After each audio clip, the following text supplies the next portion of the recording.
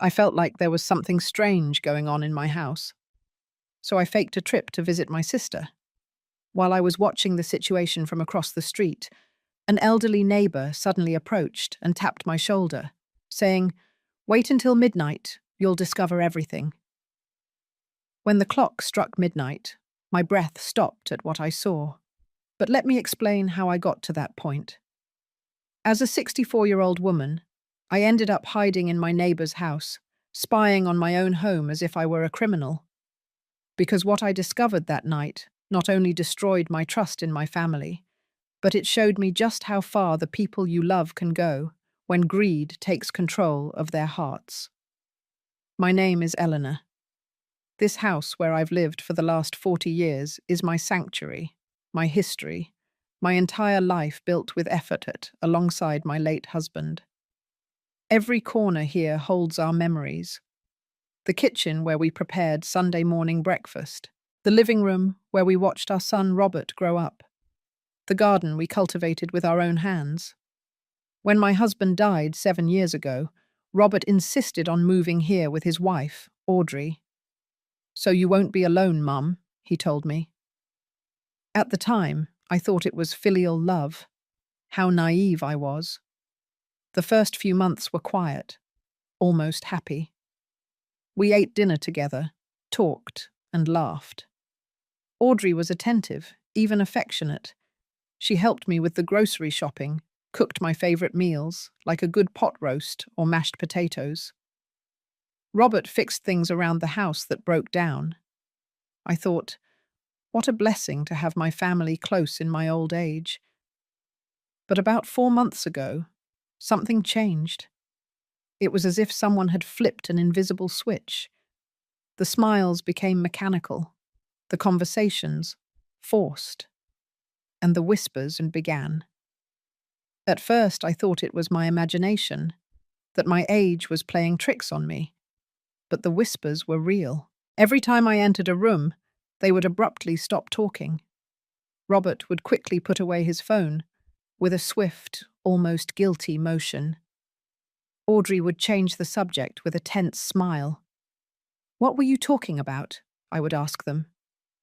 "Nothing important," Audrey replied with that sweet voice that was starting to sound hollow to me. "Work stuff, Mum," Robert would add, without looking me in the eye. Then I noticed other details. The door to my old master bedroom, the one I had converted into storage after my husband's death, was always locked now. Before, it remained open. "Why do you lock that room?" I asked one day. Audrey responded too quickly. "It's just that there's a moisture problem. We don't want your things to get damaged." But I didn't remember giving permission for them to touch that room. I didn't remember talking about moisture. And when I walked down the hall at night, I heard strange noises coming from there.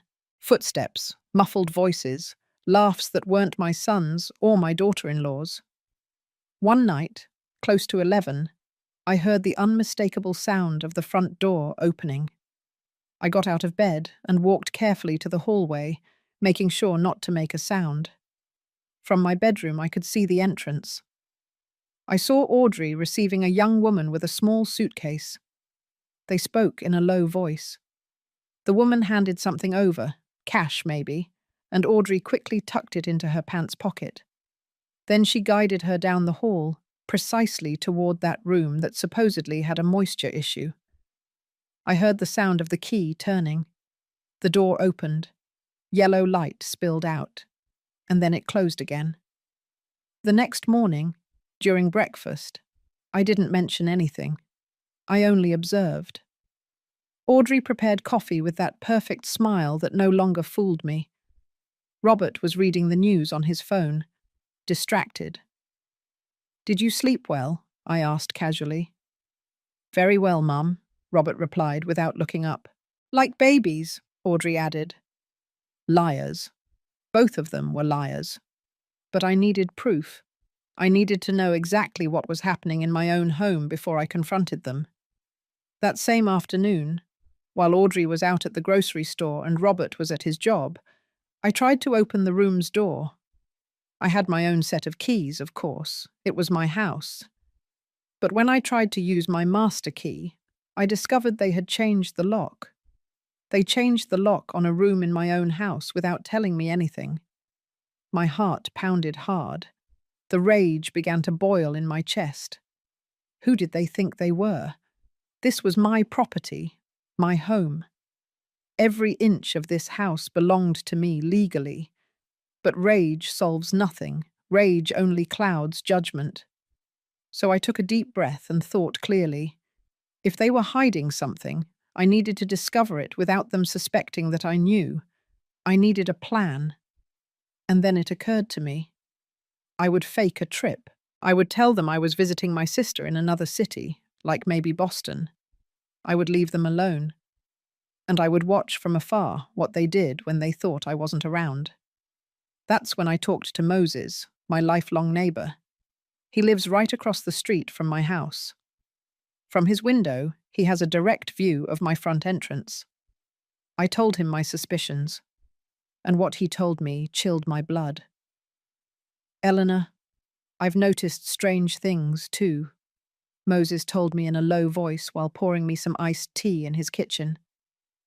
Moses is 72 years old. He's a widower like me, and we've been neighbors since my husband and I built this house.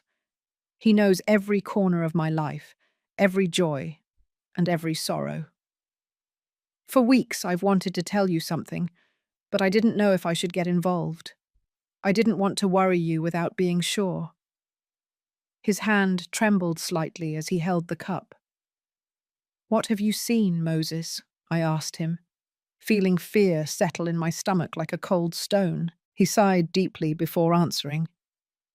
I've seen people coming and going from your house at odd hours, always at night, always with suitcases or backpacks. Sometimes they are young women, sometimes couples. Never the same people. They arrive in taxis, in private cars. Audrey receives them at the door. They talk briefly, and then they go inside. The next day, early in the morning, they leave. Everything is very fast, very discreet, as if they are doing something they don't want anyone to see. His words confirmed my worst suspicions. I wasn't crazy. It wasn't my imagination. Something really was happening in my house. Something that involved strangers, money, and secrets. Why didn't you tell me sooner? I asked him, feeling a mixture of relief and anguish. Because I hoped I was wrong, Moses replied. Because I wanted to believe there was a logical explanation. Maybe friends of Robert's, I thought. Maybe family of Audrey's, who needed temporary lodging. But when I saw Audrey receiving cash at the door last week, I knew this was a business. And a business done in secret is never an honest business. He leaned forward and lowered his voice, as if someone could hear us. Eleanor, I think they are using your house for something.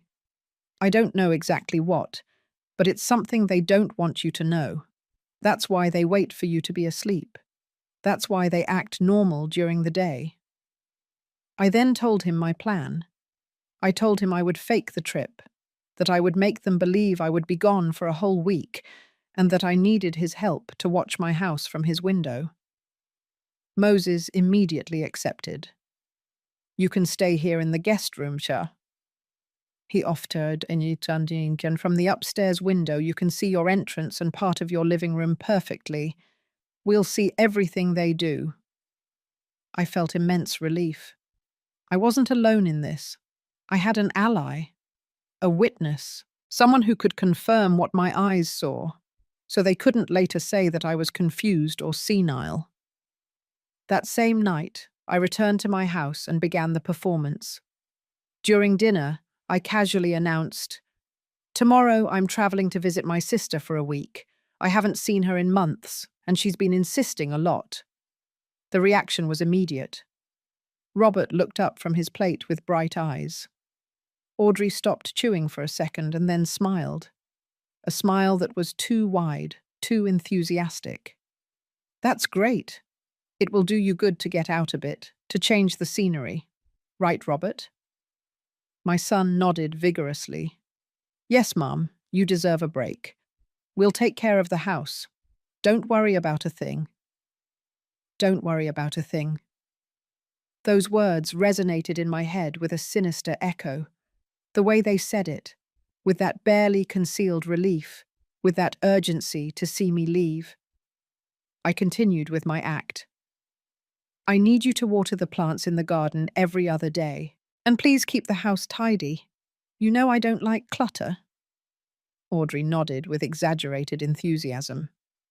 Of course. Everything will be perfect when you return. Enjoy your trip. Perfect. They wanted me to leave. They needed me to leave. That only confirmed they were hiding something big. The next morning, I did the whole show. I took out my old suitcase, the one my husband and I used when we travelled. I filled it with clothes, toiletries, all in their sight. I called my sister loudly on the phone from the living room so they would hear. Yes, sis, I'm heading out there now. I'll get there before lunch. Of course, my sister knew about the plan. I had told her everything. She was worried too and supported me completely. Robert insisted on driving me to the bus station. That's not necessary, son. I can take a cab. But he insisted. He wanted to make sure I was really leaving. At the terminal, he walked me to the platform. He hugged me and said, Have a good trip, Mum. Call us when you arrive so we know you're okay. I looked him in the eyes, those eyes I had known since he was a baby, and searched for any trace of guilt, of remorse. But I only saw impatience. He wanted me to get on that bus. He wanted to see me leave. I'll call you, son, I told him, and entered the terminal. But I didn't get on any bus. I waited 20 minutes, enough time for Robert to leave. Then I left through another door, took a cab, and gave the driver Moses' address. When I arrived at my neighbour's house, he already had everything prepared. He showed me the guest room on the second floor.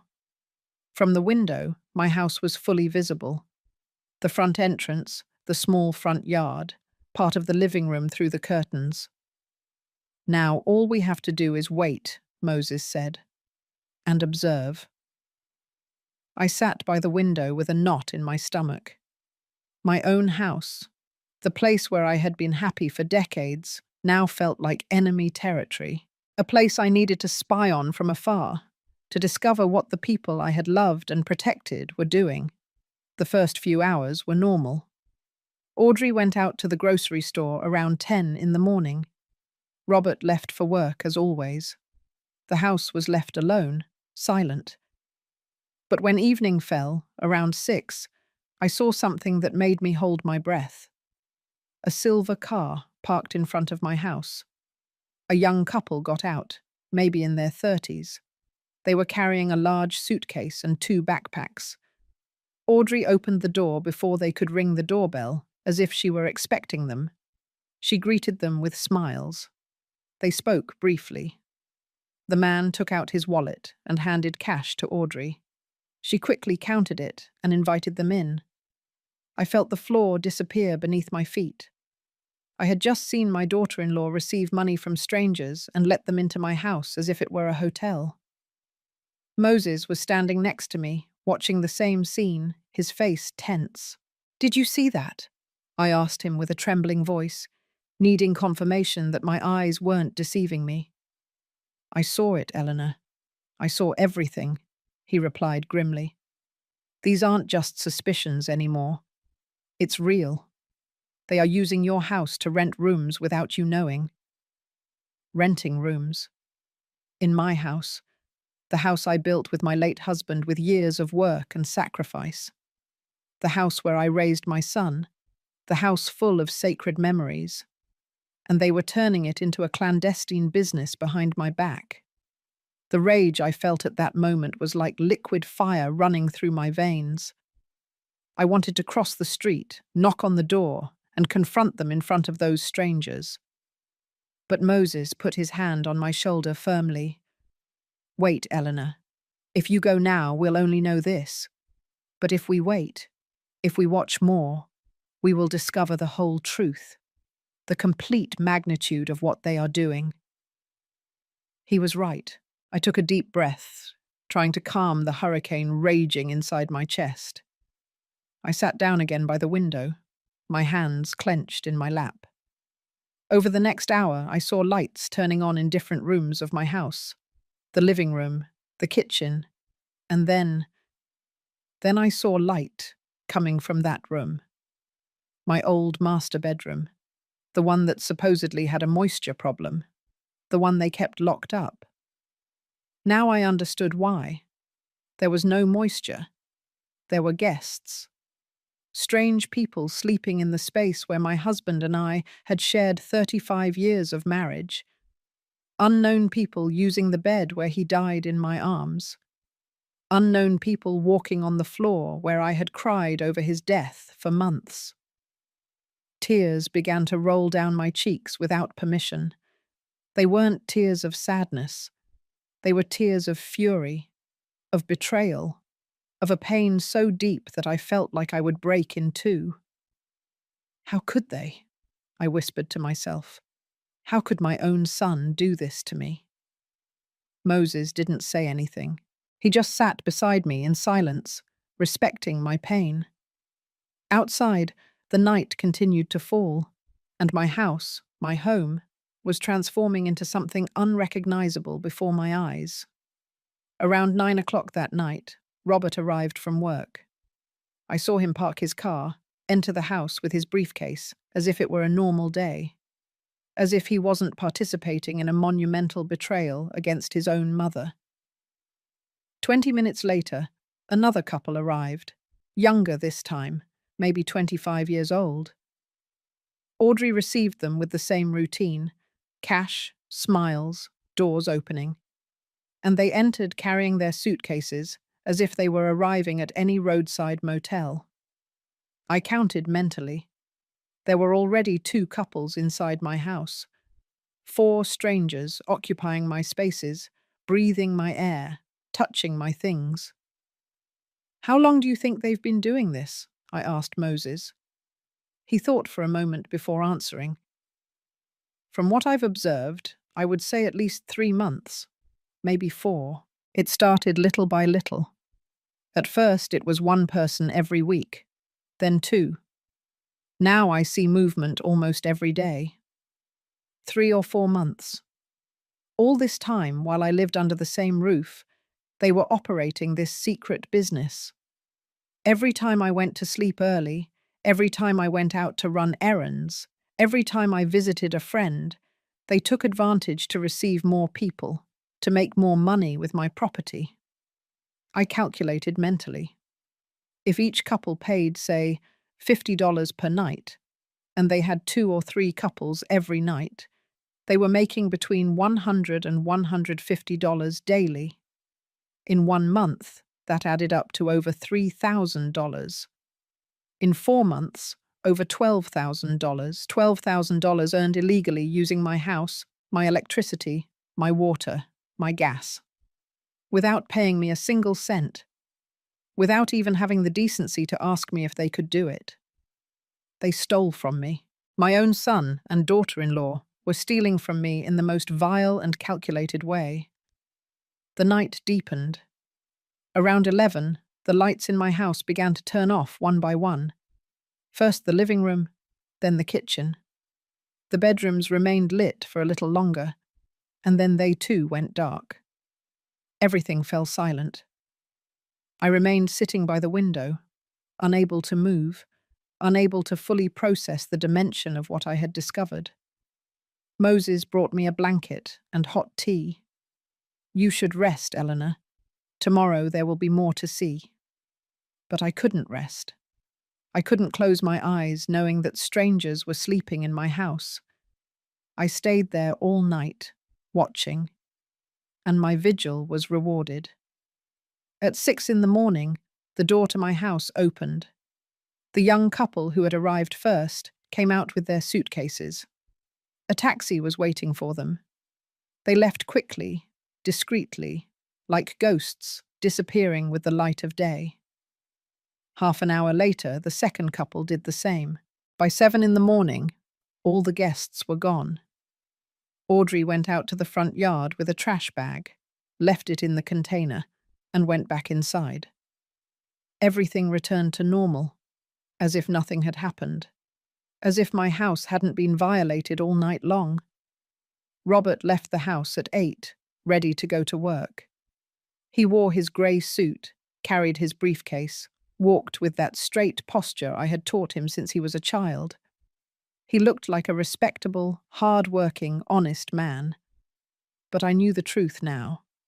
I knew that behind that facade of a responsible son hid a man capable of betraying his own mother for money. A man who could look me in the eye during breakfast after having filled my house with strangers all night. During the day, I watched Audrey moving around the house. I saw her changing sheets, cleaning rooms, preparing everything for the next guests. She worked efficiently with practice. This wasn't something new for her. She had an established routine. Every move was calculated, professional. She was the brains of this operation. I was sure. Robert may have agreed. Maybe he collaborated. But Audrey was the one running everything. I could see it in the way she managed the business, in how she organized every detail. When evening fell on the second day, more guests arrived. This time it was 3 people, 2 men and a woman. They seemed to be friends, traveling together. Audrey received them the same way as the previous ones. Cash in hand, professional smiles, doors opening. And I kept watching from Moses' window, mentally documenting every movement, every transaction, every betrayal. Moses had suggested taking pictures, but I didn't want digital evidence yet. First, I needed to understand the complete operation. I needed to know if there was something else, something worse that I hadn't discovered yet. And then Moses told me something that changed everything. It was the night of the second day, close to 10, when he approached me with a serious expression. "Eleanor, there's something else you need to know. Something I've been hesitant to tell you or not." My heart sped up. "What is it, Moses?" He sat across from me, his elderly eyes full of worry. 2 weeks ago, I saw Audrey meeting a man at the corner coffee shop. It wasn't Robert. It was someone older, well-dressed, with a lawyer or doctor's briefcase. They talked for almost an hour. I was at the next table, and even though I didn't want to listen, some words reached my ears. I leaned forward, every muscle in my body tense. "What words, Moses?" He swallowed before continuing. "I heard something about documents, about mental competency, about medical evaluations, and about nursing homes." The world stopped. Those words fell on me like blocks of ice. Mental competency, medical evaluations, nursing homes. No, they couldn't be planning that. "Are you sure about what you heard?" I asked in a barely audible voice. Moses nodded slowly. "Wait until Friday midnight, Eleanor. I've noticed that Fridays are special. There's more movement, more people, more activity. Wait until Friday midnight. You'll discover everything." Moses' words resonated in my head like funeral bells. Mental competency, medical evaluations, nursing homes. It couldn't be a coincidence. Not after discovering they were using my house as a clandestine business. This was bigger, darker, more calculated than I had imagined. They weren't just stealing from me. They were preparing me for something worse. Something that would take away not just my house, but my freedom, my dignity, my entire life. I spent the next 3 days in a state of constant alert. Every morning I watched the guests leave my house. Every night I saw new ones arrive. The flow was constant, almost industrial. Audrey managed everything with military precision. She had a notebook where she wrote down schedules, names, payments. I saw it once when she left it on the kitchen counter while preparing coffee. Even from a distance, I could see columns of numbers, dates, codes. This wasn't an improvised business. It was a well-planned operation, with records, a system, with months of preparation. Robert participated less visibly, but he was a full accomplice. He was the one who changed the sheets Audrey couldn't manage to wash. He bought the extra supplies they needed: soaps, toilet paper, towels. He kept the lawn impeccable to make a good impression on the guests. And every night, when he thought no one saw him, he counted the cash with Audrey at the dining room table. I watched them through the window, illuminated by the hanging lamp my husband had installed 20 years ago. Their hands passed over $20, $50, $100 bills. They made piles. They put them in envelopes. They smiled with that greedy smile that turned my stomach. On Thursday night, I decided to do something risky. I needed more information. I needed to understand exactly what Audrey had said in that meeting with the man with the briefcase. So I called Ellen, my lifelong lawyer friend. Ellen and I met 30 years ago in a sewing class. She was always brilliant. She studied law in her 40s. She specialized in family and property law. If anyone could help me understand the legal implications of what was happening, it was her. "Eleanor, what you're telling me is extremely serious," Ellen told me over the phone, her voice full of professional concern. "If they are operating a lodging business without permits, without paying taxes, without your consent as the property owner, they are committing multiple felonies: fraud, misuse of someone else's property, tax evasion. But what worries me more is what you mentioned about mental competency and nursing homes. Eleanor, does your son have any power of attorney over you? Any signed document that gives him authority over your decisions?" I thought carefully. "No, I never signed anything like that. All my documents are in my safe deposit box at the bank." Ellen sighed with relief. "That's good. Very good. But listen to me carefully. If they are consulting with someone about declaring you mentally incompetent, it means they are looking for a legal way to take control of your assets. The process is complex and requires real medical evaluations, psychological tests, court appearances before a judge. They can't simply declare you incompetent just because. But if they have a corrupt doctor willing to falsify evaluations, if they have an unscrupulous lawyer who knows the legal loopholes, they could try it. And if they succeed, Eleanor, they can commit you to a nursing home against your will and take your house legally." Terror seized me. "What can I do, Ellen?" She thought for a moment. "First, you need solid evidence of everything they are doing: photos, videos, testimonies. Second, you need to protect your legal documents. Make sure they can't access anything. Third, as soon as you have enough evidence, we file a formal complaint. I'll take care of the entire legal process. But Eleanor, you must be very careful. If they suspect you know anything, they could accelerate their plans. They could try something drastic." Her words chilled my blood. "Something like what?" Ellen paused for a second before answering. "Like drugging you so you appear confused in front of a doctor. Like creating situations where you seem unstable. Like fabricating evidence that you can't take care of yourself. I've seen cases like this, Eleanor, and they are more common than people think." I hung up the phone with trembling hands. Now I understood the magnitude of the danger. I wasn't just being stolen from. I was being prepared for a fate worse than death. Losing my autonomy, my home, my identity. Being declared incompetent, being locked up in a nursing home while my son and daughter-in-law kept everything I had built. And all under the guise of legality, with documents signed by doctors and lawyers, with a judge who would never know the truth. Friday arrived, the day Moses had marked as special. From early on, I noticed a difference in the atmosphere. Audrey was more active than usual. She cleaned the entire house, changed sheets in all the rooms, bought fresh flowers, and put them in vases all over the living room. It was as if she were preparing for something important. Robert arrived home from work earlier than other days. By 6 in the evening, he was already home, helping Audrey with the final preparations. At 7, the parade began. It wasn't one or two couples like the previous days.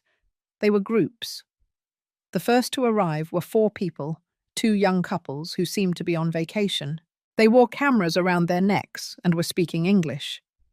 Audrey received them with an impeccable professional smile. She showed them the rooms. She took the payment. 30 minutes later, another group arrived, 3 middle-aged women with large suitcases. Then an older couple, maybe in their 60s. Then 2 single men who seemed to be on a business trip. I counted mentally. There were 11 people inside my house. 11 strangers occupying every available corner. The living room had become a common area. I watched through the windows as the guests mingled, talked, some preparing food in my kitchen. Audrey and Robert acted like hotel hosts, smiling, offering extra towels, recommending tourist spots in New York City.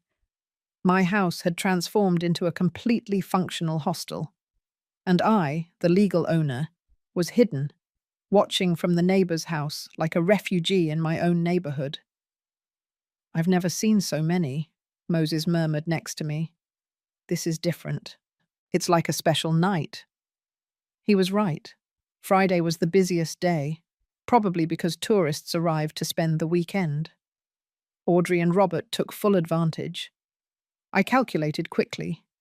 If each person paid $30 per night, they were earning over $300 just tonight. In a full weekend, almost $1,000. And they did this every week. The hours passed slowly. I watched the guests eat dinner, talk. Some went out to walk around the neighborhood and returned. At 10 o'clock at night, the lights began to turn off gradually. The guests retired to their rooms. Audrey and Robert cleaned the kitchen and the living room. Then they too went to sleep. The house fell silent. But Moses had told me to wait until midnight. That at midnight, I would discover everything. So I waited, every nerve in my body tense, my heart beating so loudly I could hear it in my ears. Moses' wall clock marked the passing of time with a constant, almost hypnotic tick-tock. 11:30, 11:40, 11:50. Every minute felt like an eternity. Moses had fallen asleep on the couch, exhausted after days of vigil with me.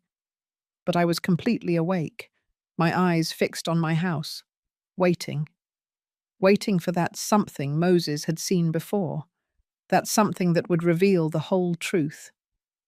And then, when the clock struck 12 midnight, my breath stopped. The side door of my house, the one that leads to the backyard and that we almost never use, opened slowly. A figure came out. It was Audrey, but she wasn't alone.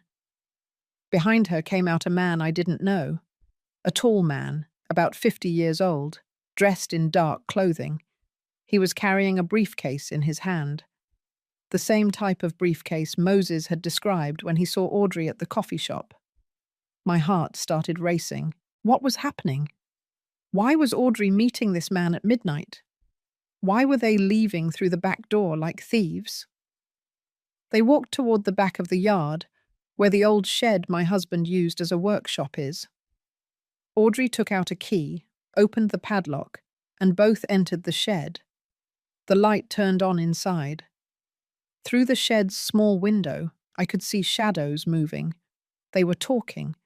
They were gesturing. Audrey took something out of her purse, papers maybe. The man checked them with a small flashlight. Then he took something out of his briefcase. More papers. A thick folder. Audrey took them, reviewed them page by page. She nodded her head. They seemed to be reaching some kind of agreement. The meeting lasted almost 20 minutes. Finally, the man put everything back in his briefcase. Audrey turned off the shed light. They came out. But instead of returning to the house, they walked toward the back fence. There's a small door there that leads to the back alley. Audrey opened it. The man left through there and disappeared into the darkness. Audrey closed the door, secured the padlock, and returned to the house through the side door. Everything had lasted less than half an hour, silent, secret, invisible to anyone who wasn't specifically watching. I woke Moses up urgently. I saw him. I saw everything. Audrey met a man at midnight in the shed. Moses got up immediately, still half asleep but alert. "The man with the briefcase?" he asked. "Yes, it has to be the same one. They reviewed papers, documents. They are planning something, Moses. Something big." My neighbor rubbed his eyes and looked at his watch. "It's late, or early, depending on how you look at it. It's 0 hours 30 minutes. But now we know that there's someone else involved. Someone who works in the dark, in secret. This is worse than we thought." I couldn't sleep the rest of the night. I stayed sitting by the window, watching my house as if it were an enemy building. At dawn on Saturday, the guests began to leave. Some left early, others stayed to enjoy the full weekend. Audrey prepared breakfast for those who remained, acting like the perfect hostess. Coffee, toast, fruit. Everything served with smiles and kindness. No one would have imagined that hours earlier she had been in a clandestine night meeting with a stranger. Robert left the house around 9 in the morning. I saw him get into his car and drive away. Audrey stayed alone with the remaining guests. This was my opportunity. I needed to get into that shed. I needed to see if they had left anything, any clue about what they were planning. I told Moses my plan. He tried to dissuade me. "It's too risky, Eleanor, if Audrey sees you." But I was determined. "I have the key to the back fence. I can enter through the alley without anyone seeing me. Audrey is busy with the guests in the front of the house. She won't see me." Moses finally agreed, but insisted on accompanying me to the alley to keep watch. We left his house through the back door. We walked through the silent alley. It was Saturday morning, and the neighborhood was quiet. Most people were still sleeping or eating breakfast in their homes. We reached the back door of my property. I took out my key with trembling hands. The padlock gave a soft click. I entered my own backyard like an intruder, my heart pounding against my ribs. The shed was about 20 yards from the door. I walked crouched low, hiding behind the bushes I myself had planted years ago. Every step seemed too loud, every breath too strong. Finally, I reached the shed. The door had a simple padlock, one I knew well. It was the same padlock my husband had used for years. I searched for the right key. My fingers clumsily tried 3 different keys before finding the correct one. The padlock opened. I entered the shed and closed the door behind me. Sunlight filtered through the small, dirty window, creating dusty rays in the air. The place smelled of old wood and moisture. Rusty tools hung from the walls, boxes stacked in the corners. Everything looked normal, intact. But then I saw something out of place.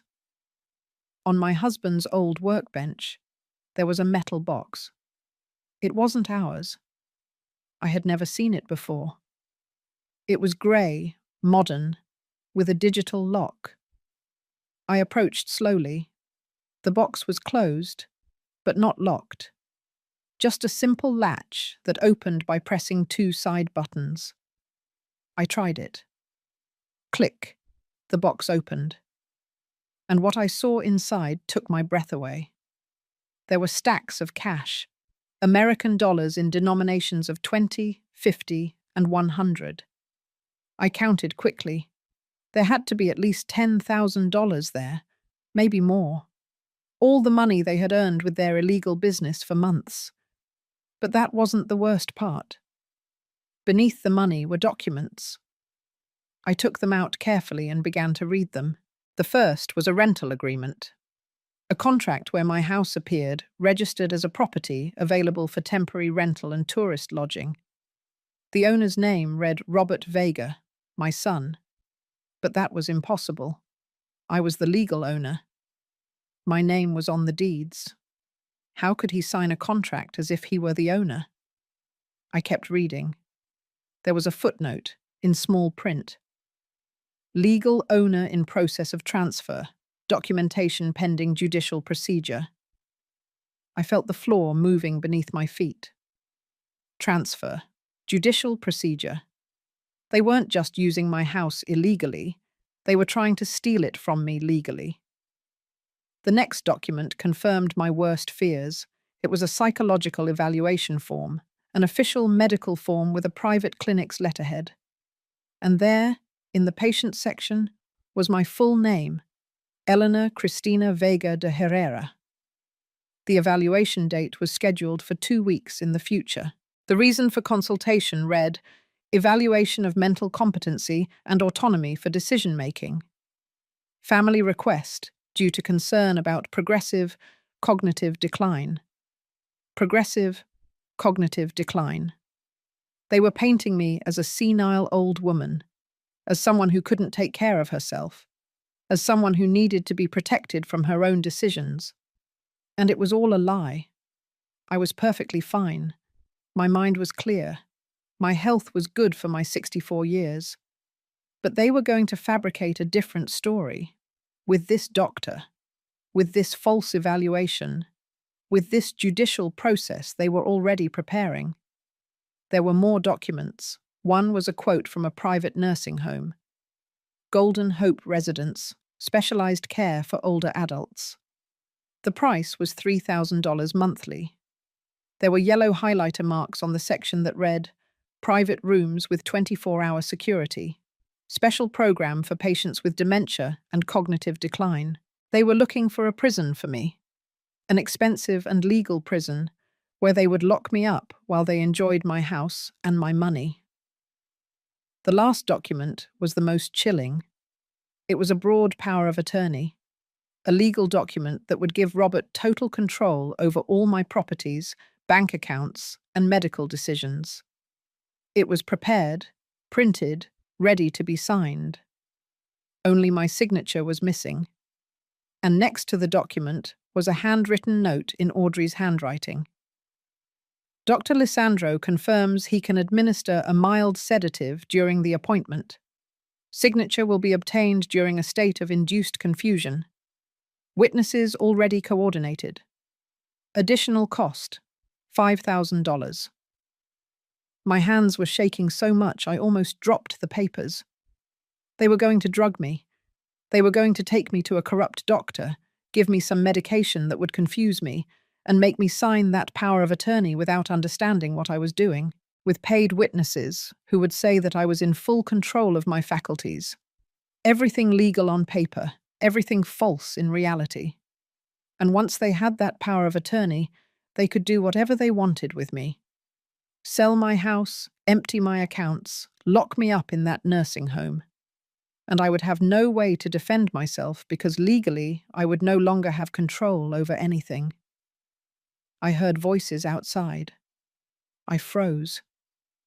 It was Audrey talking to someone. One of the guests, probably. They were close. Too close. I quickly took out my phone and took pictures of all the documents. Every page, every note, every detail. My hands trembled so much that some photos came out blurry, but I managed to capture the evidence. Then I put everything back in the box exactly as I had found it. I closed the box. I closed the shed. And I ran, crouched low, back to the back door. Moses was waiting for me in the alley with an expression of anguish.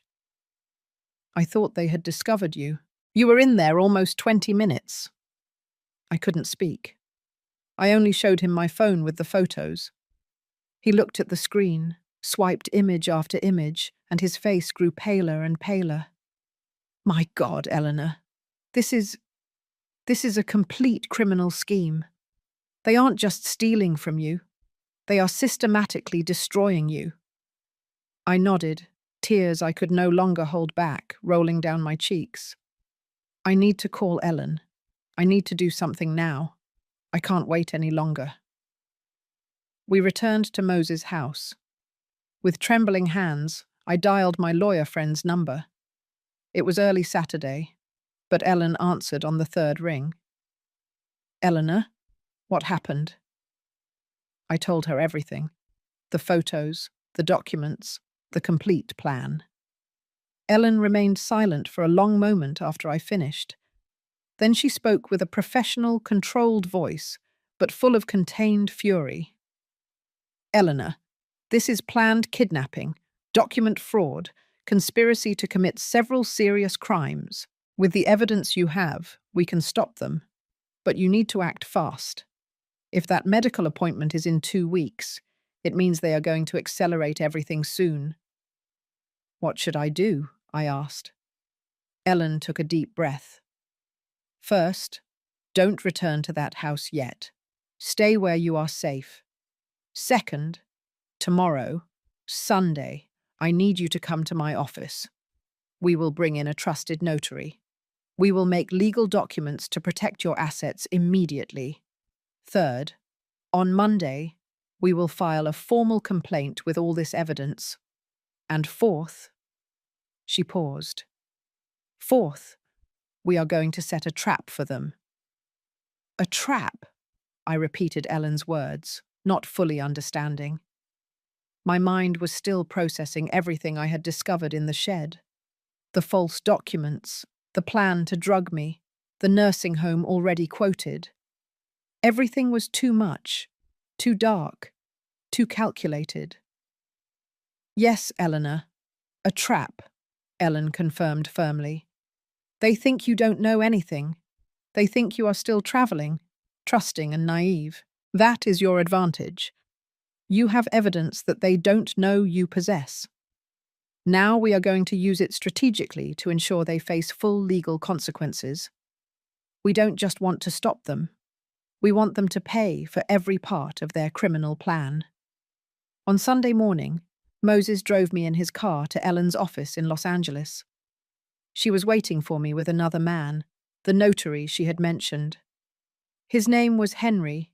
He was about 50 years old, with a serious but kind face. Mrs. Vega, I am very sorry for what you are going through, he told me while shaking my hand. But I want you to know that we are going to protect your assets completely.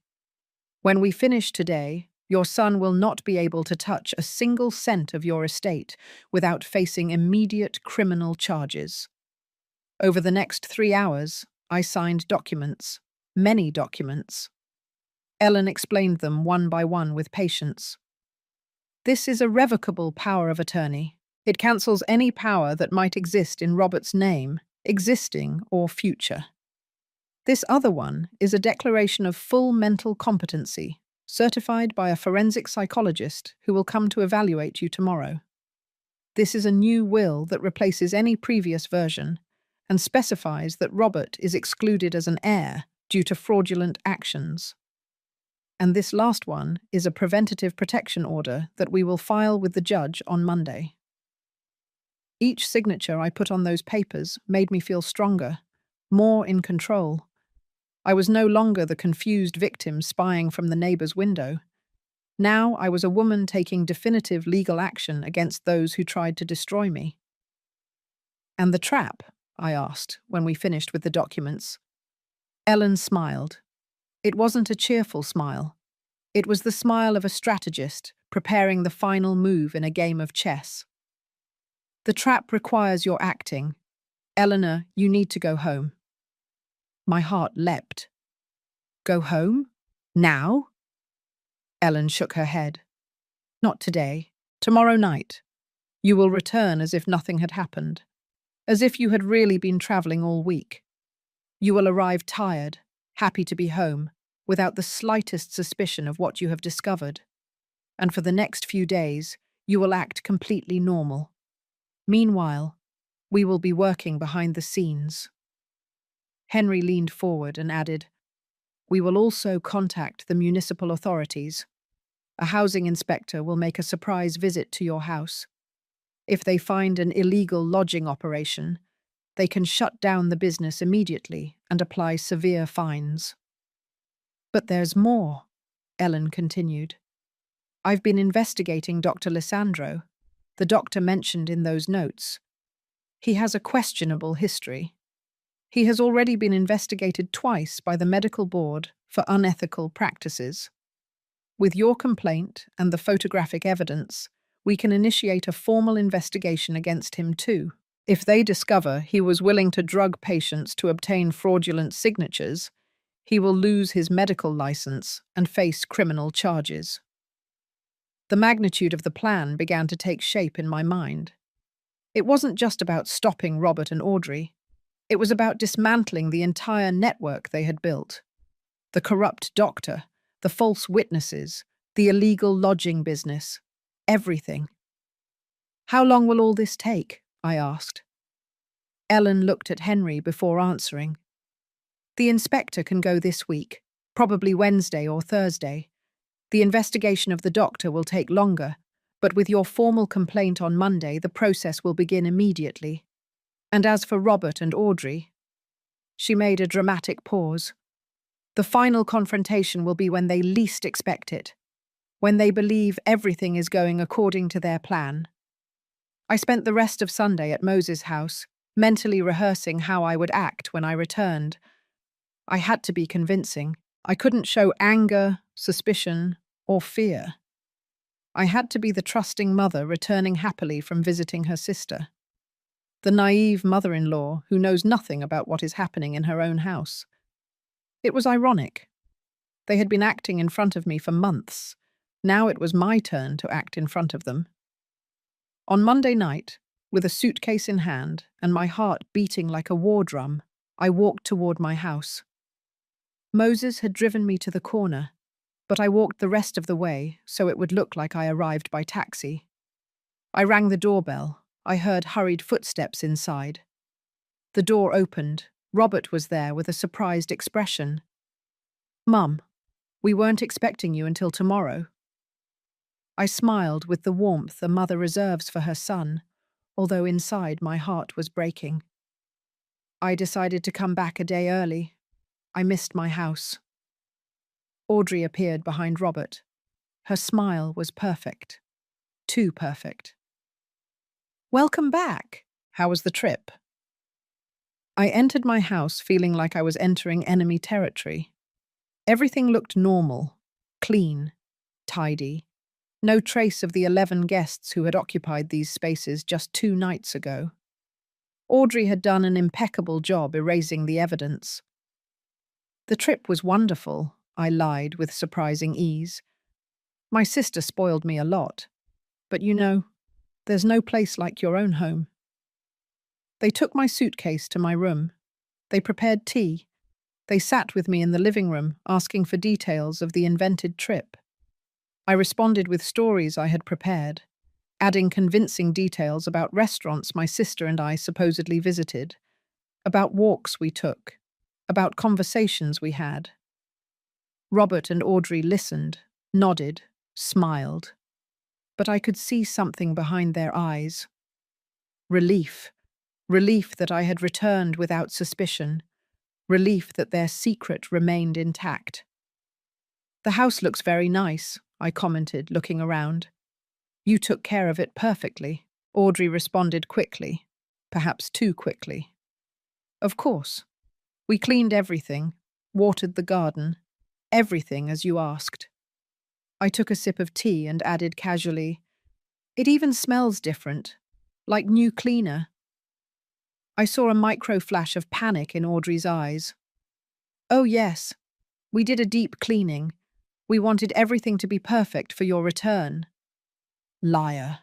She had cleaned to erase the traces of dozens of strangers who had occupied my home. That night I slept in my own bed for the first time in a week, but I didn't really sleep. I stayed awake, listening. Around 11, I heard muffled voices coming from Robert and Audrey's room. They were talking in urgent whispers. I got up silently and walked barefoot to their door. It was slightly ajar. I pressed my ear against the crack. "Do you think she suspects anything?" Robert asked in a tense voice. "No, she doesn't suspect anything," Audrey replied confidently. "She's the same as always. Gullible. Trusting. The plan is still on." "And Dr. Lissandro?" Robert asked. "Everything is already coordinated," Audrey confirmed. "The appointment is next Friday. We'll give her the sedative in her breakfast. We'll say we're taking her for a routine checkup. By the time she realizes what she signed, it will be too late. The power of attorney will be registered, and we will have complete control." There was a silence. Then Robert spoke in a voice I barely recognized as my son's. "And after that?" Audrey replied coldly. "After that, we commit her. We already have the place. Golden Hope Residence accepts patients with cognitive decline. We'll visit her once a month to keep up appearances. And in the meantime, this house will be completely ours. Completely ours." Those words pierced me like knives. I returned to my room in silence, with silent tears rolling down my face. But they weren't tears of defeat. They were tears of pure rage and steel determination. They had sealed their fate. I had just heard the complete confession, and even though I hadn't recorded it, I now knew every detail of their plan, including the exact date. Next Friday. I had less than a week to execute the perfect countertrap. On Tuesday morning, I acted as if nothing had happened. I made coffee, prepared breakfast, and chatted with Robert and Audrey about trivialities. They were also acting. We were all actors in this macabre play, where each one knew a different script. But I had an advantage. I knew they were acting. They didn't know I was doing it too. As soon as Robert left for work and Audrey went out to the grocery store, I called Ellen from my room with the door closed. I told her word for word what I had heard the night before. "Perfect," she said with satisfaction. "Friday is the appointment with the corrupt doctor. That gives us time. The municipal inspector will visit your house on Thursday. It's better that it is before they try to drug you." "Do you think they will receive guests this week?" I thought for a moment. "Probably Thursday and Friday night. They always have more movement on those days." Ellen paused thoughtfully. "Then we will coordinate the inspector's visit for Thursday night, when the house is full of living evidence." Over the next 2 days, I maintained my perfect performance. I acted like the sweet, trusting grandmother. I asked Audrey if she needed help with anything.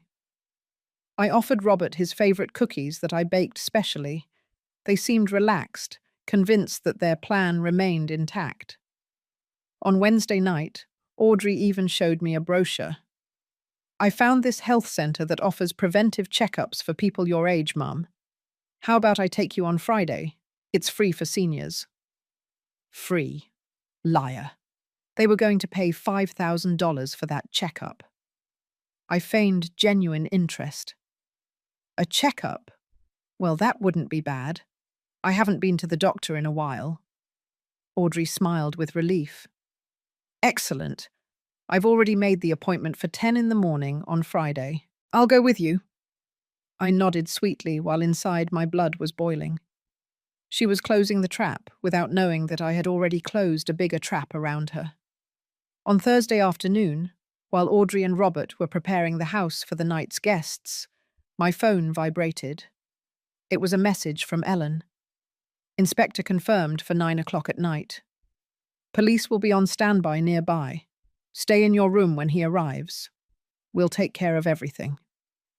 My heart started beating faster. Tonight. Tonight their world would begin to crumble. As expected, the guests began to arrive around 7 o'clock that night.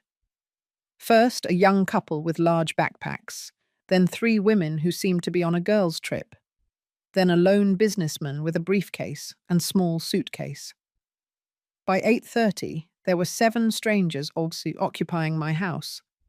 Audrey played her role as the expert hostess. Robert helped with the bags. He showed them the rooms. He smiled professionally. I was in my room, supposedly reading, but in reality, I was waiting, watching the clock. Every minute felt like an hour. 8:40, 8:50, 5 minutes to 9.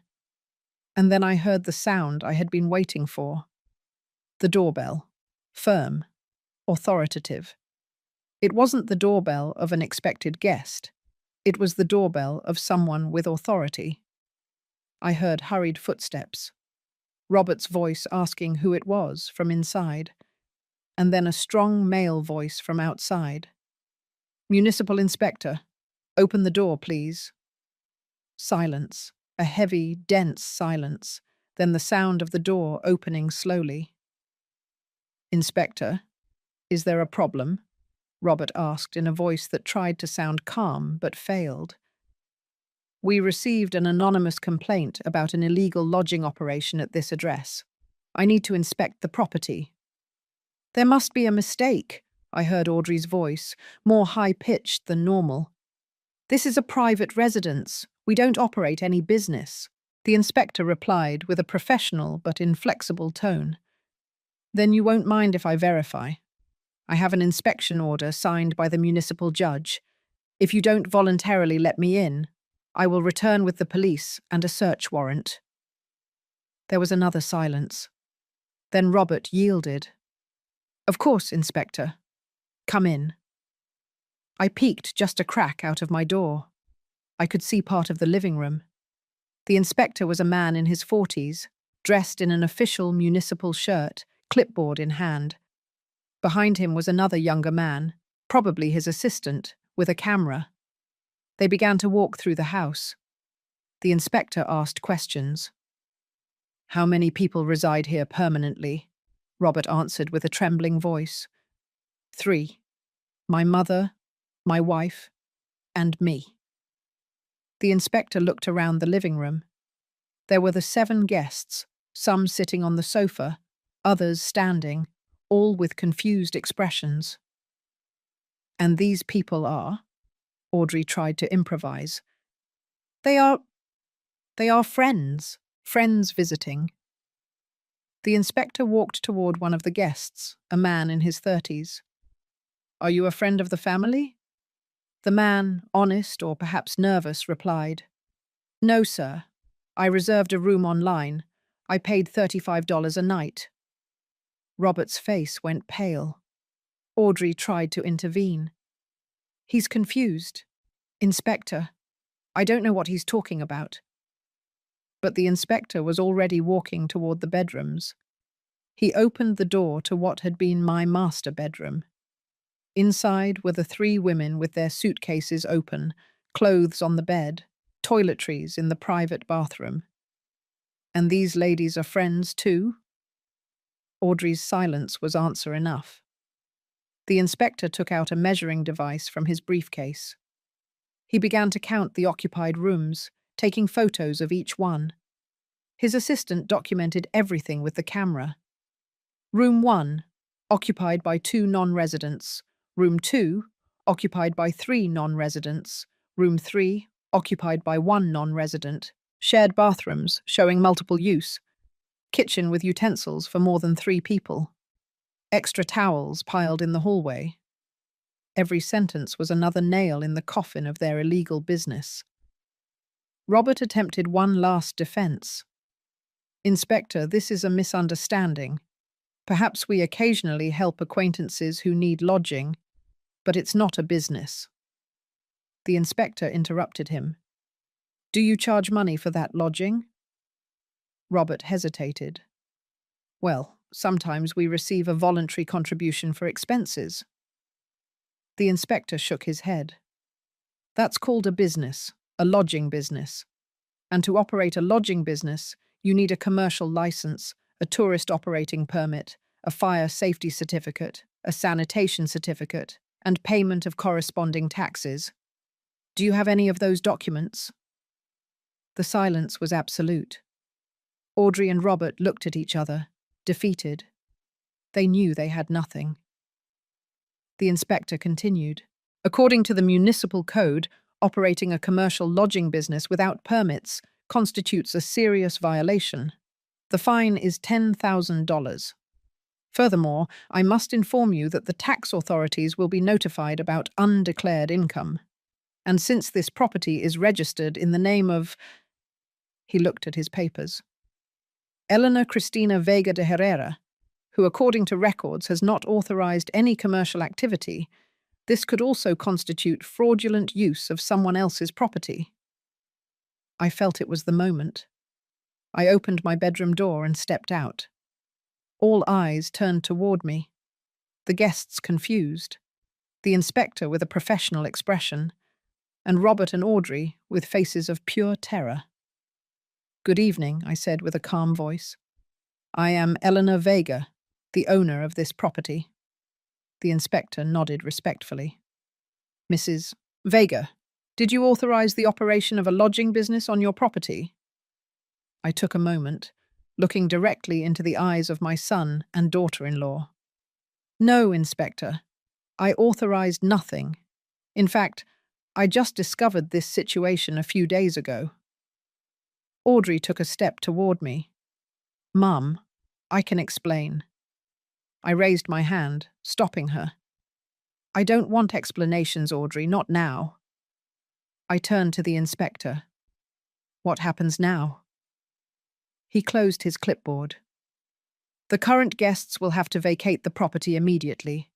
We will give them 30 minutes to gather their belongings. Your son and daughter-in-law will receive the official fine notification and will have to appear before the municipal judge next week. I have also notified the police. There are 2 officers outside in case additional assistance is needed for the eviction." The next 30 minutes were chaotic. The guests collected their things hastily, some demanding refunds from Audrey. She had kept the cash in her purse and had to return it under the watchful eye of the inspector. Robert remained paralyzed, unable to speak, watching as his illegal business crumbled in minutes. When the last guest left, the inspector handed me a copy of the official report. "Mrs. Vega, I recommend you consult with a lawyer. You have the right to sue for damages." "I already have a lawyer, Inspector. Thank you for your work tonight." When the inspector and his assistant left, the house fell into a deathly silence.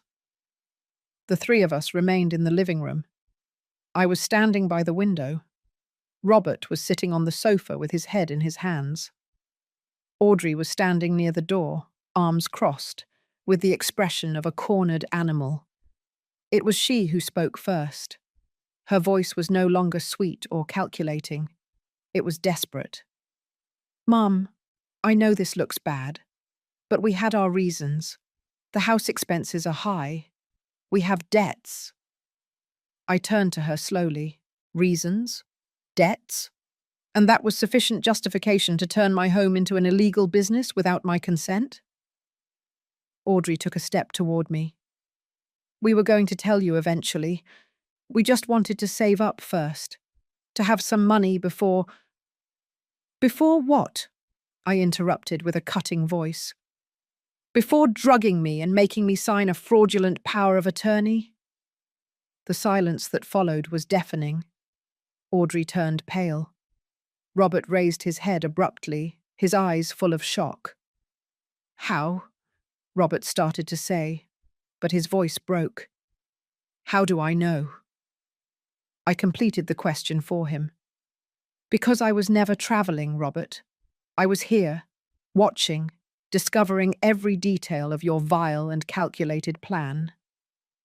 I walked to the center of the living room, looking at both of them with an intensity that made them step back. "I know about the illegal lodging business. I know about the cash hidden in the shed. I know about Dr. Lisandro. I know about the Friday appointment where you planned to sedate me. I know about the power of attorney you wanted to make me sign. And I know about the Golden Hope Residence nursing home where you planned to lock me up." Audrey shook her head frantically. No, it's not what you think. Yes, we talked to the doctor, but it was just for precaution, because we were worried about your health. Stop the lies, I shouted, and my voice resonated in the walls of my own house. I found the documents, Audrey. I saw them with my own eyes. I read the notes written in your handwriting. Mild sedative during the appointment. Signature will be obtained during a state of induced confusion. Those were your exact words. Audrey's face lost all colour. Her lips trembled, but no sound came out. I turned to my son. And you, Robert, you, whom I raised, whom I loved, to whom I gave everything your father and I could give. How could you? Robert had tears rolling down his face. Mum, we... The economic situation was desperate. We had $30,000 of debt. The bank was going to foreclose on our old apartment. Audrey said if we could get money fast. And your solution was to betray me, I interrupted him. Your solution was to steal my house, my freedom, my dignity. It wasn't stealing, Audrey exploded in a high-pitched voice. This house is enormous. You live here alone. We were just taking advantage of the available space. And as for the power of attorney, it was to protect you. You're aging. You need someone to make decisions for you. I am 64 years old, I said with an icy voice. Not 80, not 90, 64. My mind is perfectly clear. My health is good. I don't need anyone to make decisions for me. What you were planning was not protection. It was legal kidnapping. Robert stood up, staggering. Mum, please, we can fix this. We'll give all the money back. We'll leave the house if you want. But please, don't report us. If you go to the police, we could go to jail. I looked him in the eyes, those eyes that once looked at me with a child's pure love, and I felt my heart breaking into pieces. And what did you want me to do, Robert? That I let you drug me? That I let you lock me up in a nursing home while you enjoyed my property? That I feigned dementia to make your life easier? It wasn't going to go that far, Robert murmured. Audrey was just exploring options, but I never would have. I heard your conversation last night, I interrupted him again. I heard you planning exactly that. I heard you saying you would visit me once a month to keep up appearances.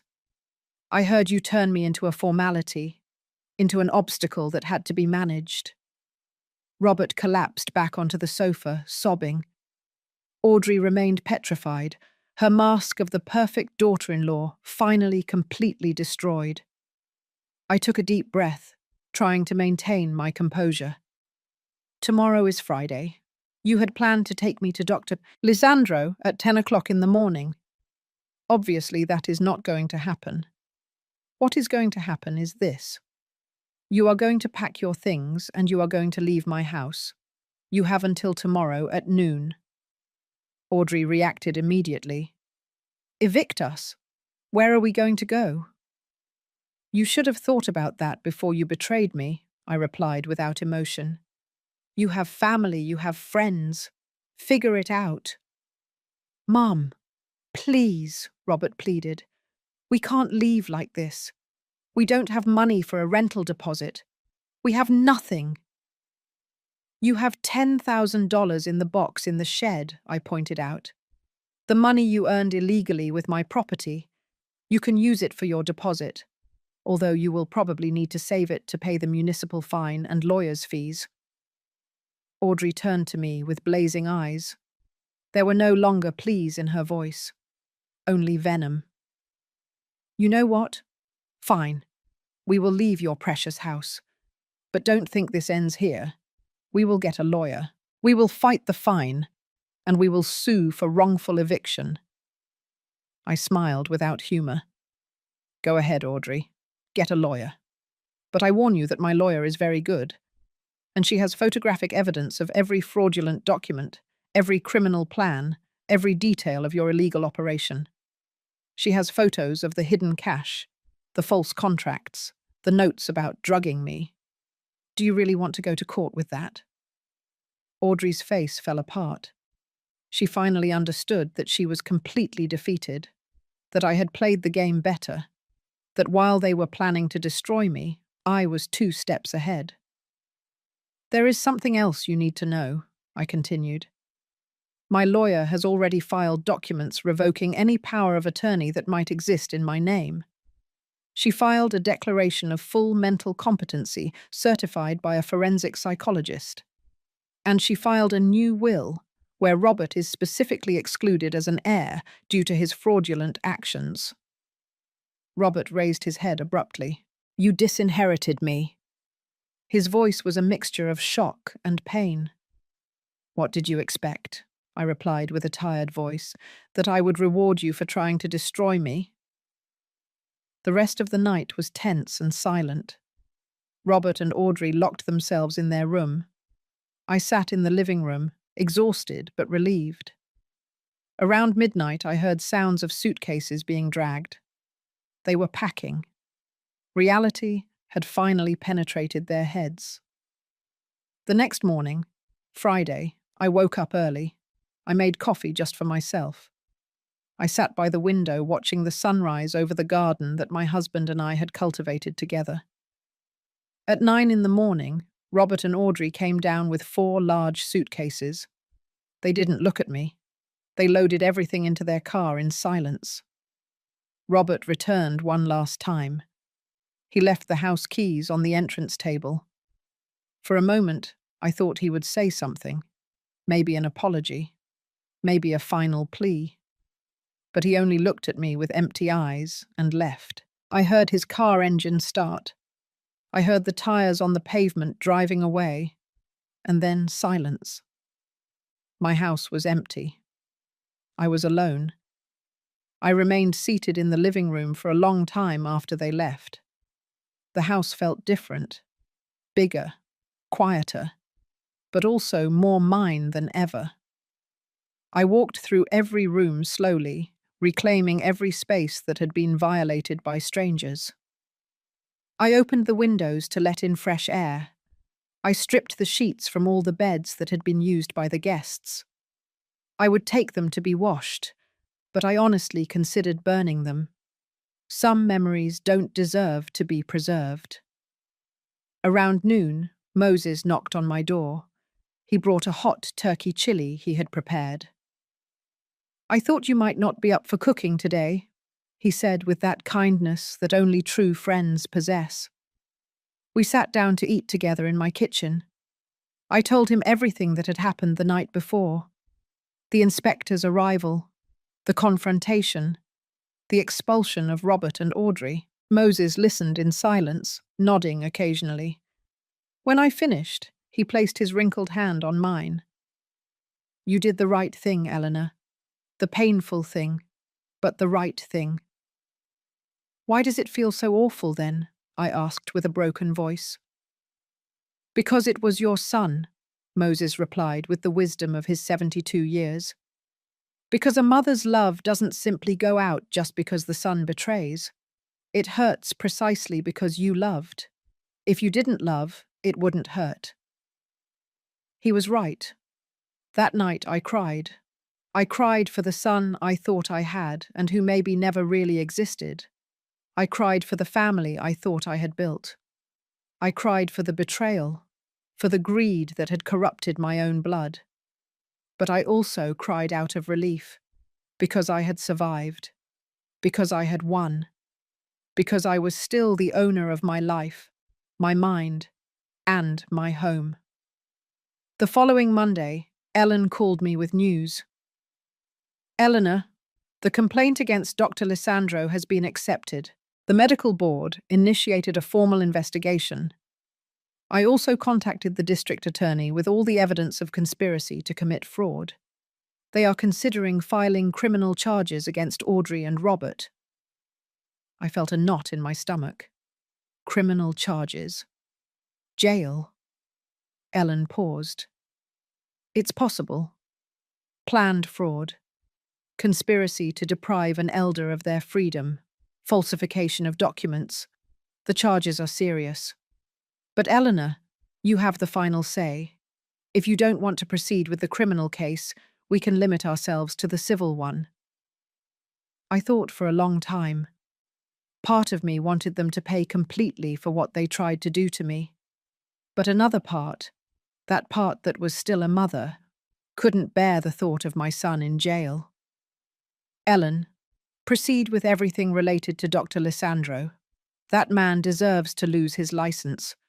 But with Robert and Audrey, give me time to think. Ellen understood. You have a month before the window to file criminal charges closes. Think about it carefully. 2 weeks later, I received a letter. It was from Robert. The envelope was crumpled, as if it had been written and rewritten several times. With trembling hands, I opened it. The handwriting was my son's, but the words were those of a broken man. Mum, I know I don't deserve your forgiveness. I know what I did was unforgivable. I have no excuses.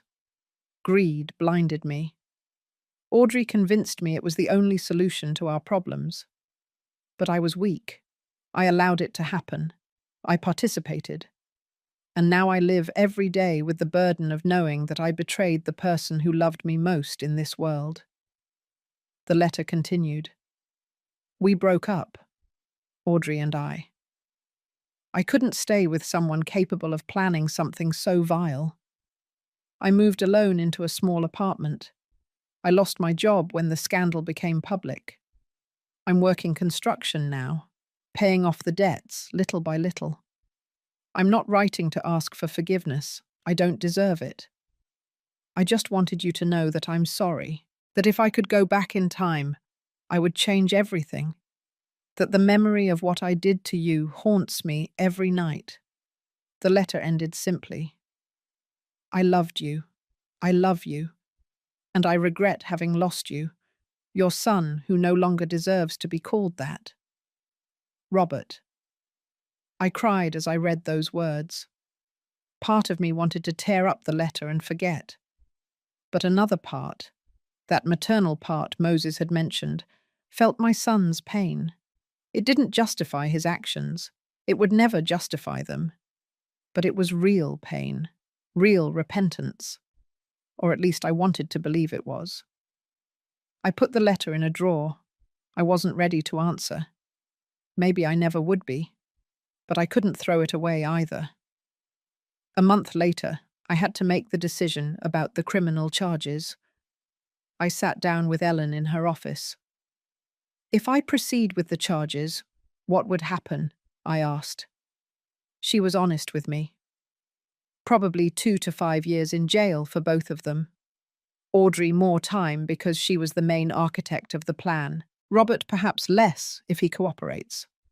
They would have permanent criminal records. Difficulty finding work in the future. Basically, their lives would be marked forever. I took a deep breath. And if I don't proceed? Ellen leaned forward. The municipal fine is still standing. They will have to pay it. Dr. Lissandro will lose his license regardless of what you decide about Robert and Audrey. And civilly, they are already legally prevented from coming near you or your property. I closed my eyes. I thought about my husband, what he would have wanted. I thought about the boy Robert once was, before greed corrupted him. I thought about the kind of person I wanted to be at the end of my life. I will not file criminal charges, I said finally. Ellen nodded without judgment. Are you sure? No, I admitted. But it is what I can live with. They will have to live with what they did. That is enough of a prison. Ellen smiled faintly. You are more generous than they deserve, Eleanor. 6 months have passed since that night when the inspector knocked on my door. The house is truly mine again now. I hired a professional cleaning company that eliminated all traces of the guests. I painted the walls new colors. I donated the furniture that had been used by strangers and bought new pieces. I converted my old master bedroom into an art studio. I always wanted to paint, and now I have the time and peace to do it. Moses is still my neighbor and my best friend. We eat dinner together twice a week. He helped me install a security system in the house, not because I am afraid, but because I now value my privacy more than ever. Ellen became more than my lawyer. She is my confidant, my legal protector, my friend. I made sure to update my will, leaving something to her for everything she did. And Robert? I haven't heard from him directly since that letter. But through mutual acquaintances, I know he is still working in construction, that he is slowly paying his debts, that he lives alone. There are days when I think about answering his letter. There are days when I think about calling him. But then I remember the box in the shed, the documents about drugging me, the conversations about locking me in a nursing home, and the wound bleeds again. Maybe someday I can forgive, not forget. I will never be able to forget, but maybe forgive. My therapist says that forgiveness is not for the person who hurt you, it is for yourself. To free yourself from the weight of hatred. I'm working on that. Slowly, painfully, but working. One afternoon, while painting in my new studio, Moses came to visit me. He stood looking at my work in progress. A garden full of flowers of all colors except cold tones. "It's beautiful," he commented. "Thank you," I replied. "It's my way of healing. Each brushstroke is a piece of my life that I reclaim." He smiled. "You know what? You survived something that would have destroyed many people. You are stronger than you think, Eleanor."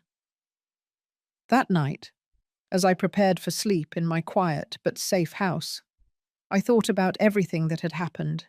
The fake trip, the nights spying from Moses' window, the shed and its secrets, the midnight when my breath stopped at seeing the complete truth, the confrontation, the victory, the pain, the loneliness that came after.